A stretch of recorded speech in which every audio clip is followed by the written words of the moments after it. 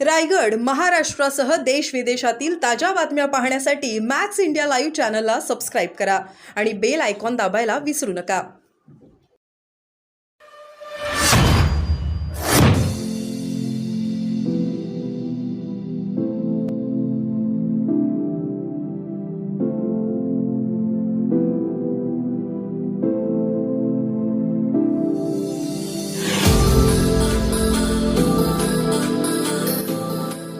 सत्तेवर आला तेव्हा गॅस सिलेंडर 400 रुपयाला होता.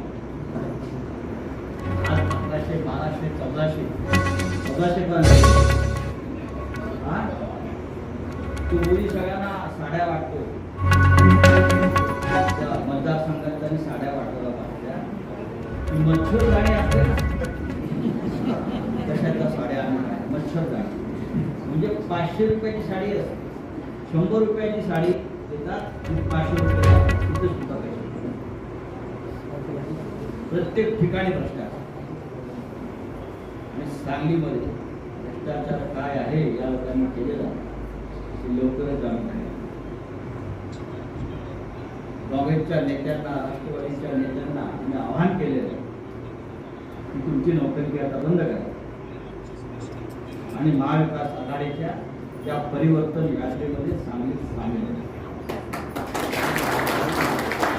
नाहीतर लोक तुम्हाला सांगलीची माफ करणार नाही, इतकंच मी आपल्याला सांगतो.